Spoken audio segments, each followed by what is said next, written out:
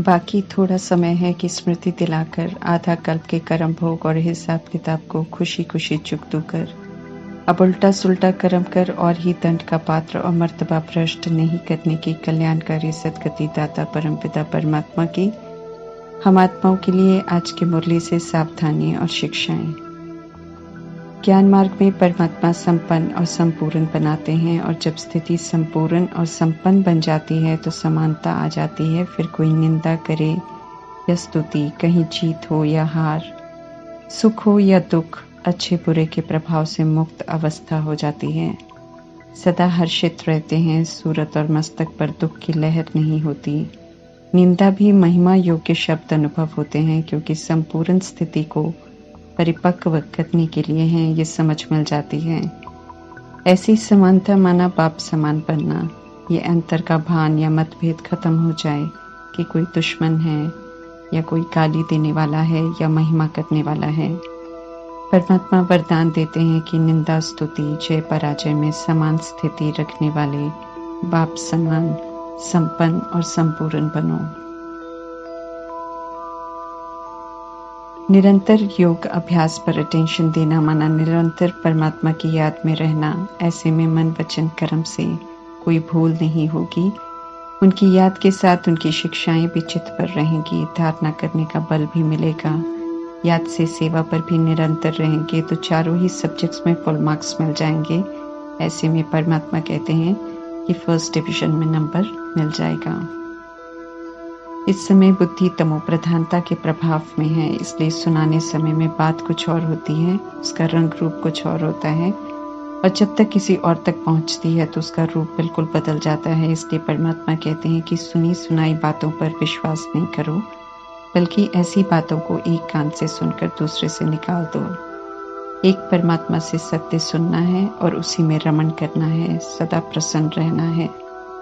इस समय पुराने सारे हिसाब किताब चुकते हो रहे हैं और हम सब क्लीन हो रहे हैं।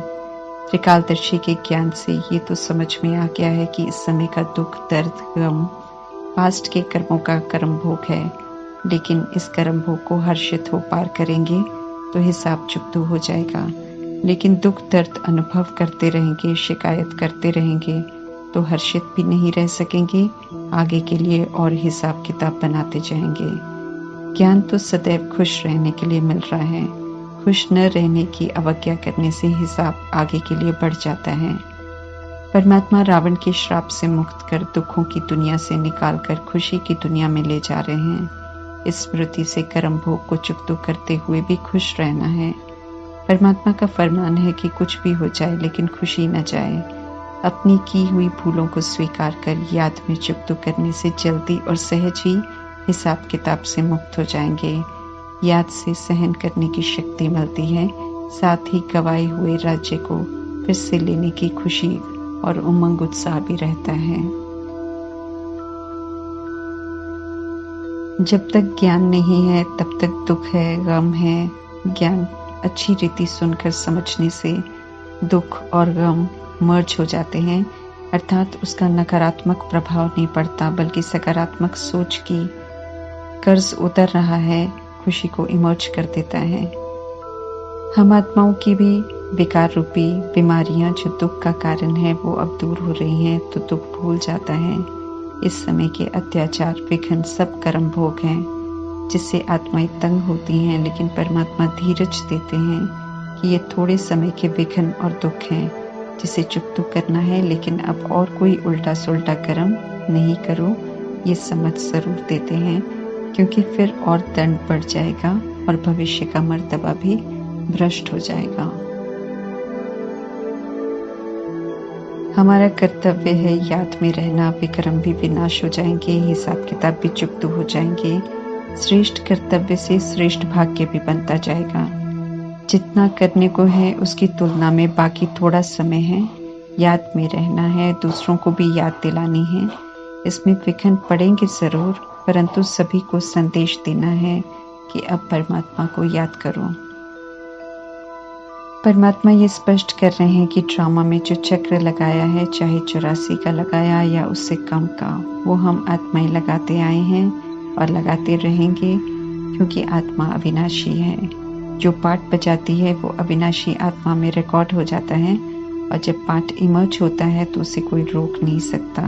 वो पाठ बजाने के लिए ड्रामा में प्रवेश कर जाती है। आत्मा नहीं मरती, इसलिए पाठ भी नहीं मरता है। अभी दुनिया पुरानी है, शरीर रूपी चोला भी पुराना है, तमो प्रधान तत्वों से बना है, उसे छोड़ने का समय आ रहा है और सतो प्रधान तत्वों से बने शरीर को लेने का समय आ रहा है।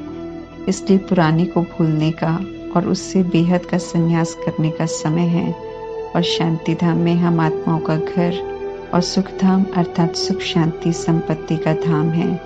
परमात्मा से मिलने वाला बेहद का वर्षा है, तो जहाँ जाना है उसे याद करना है। शूद्र से पवित्रता की प्रतिज्ञा करवा कर ब्राह्मण बनाया है परमात्मा ने।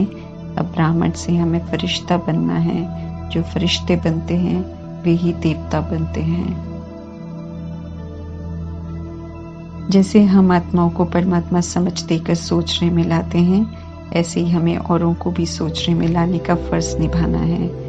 परमात्मा इस तरफ ध्यान खिंचवा रहे हैं। इस विनाश काल में परमात्मा से प्रीत बुद्धि रखना अर्थात उनकी श्रीमत के प्रमाण चलना, तो निश्चित ही वैजयंती बनेंगे।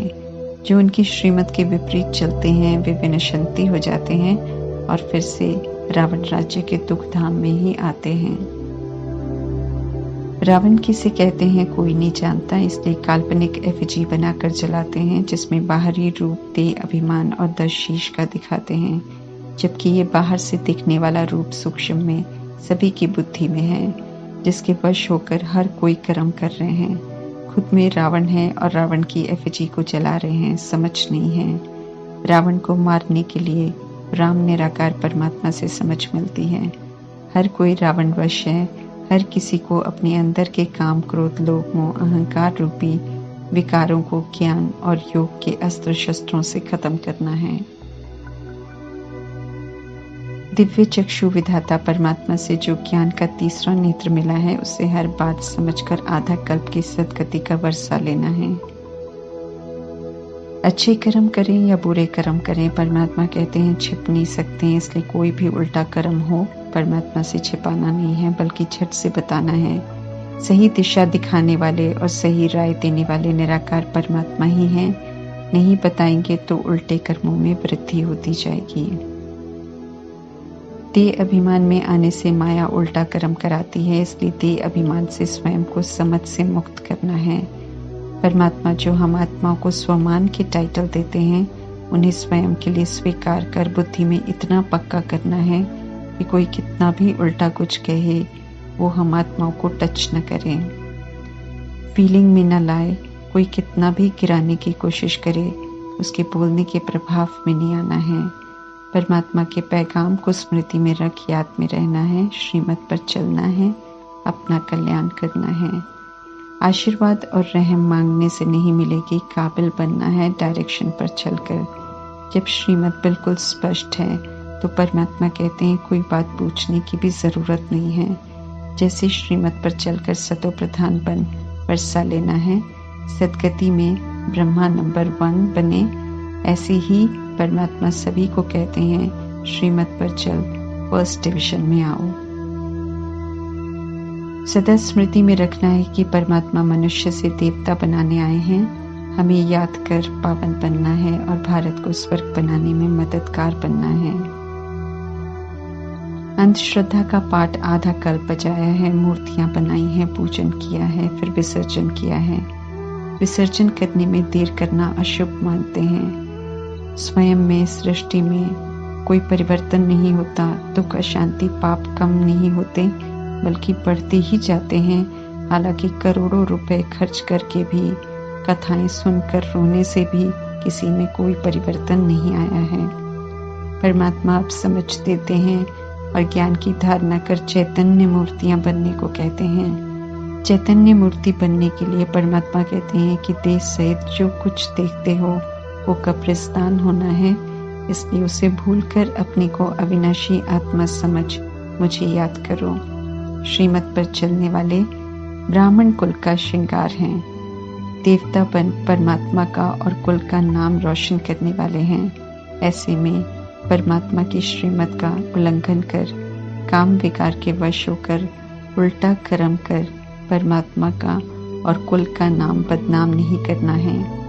एक के ऐसा करने से सब सोचते हैं कि बाकी भी ऐसा ही करते होंगे। पवित्रता ही तो ताकत है जिससे श्रेष्ठ बनते हैं। इसलिए पवित्रता सदैव मुख्य धारणा हो।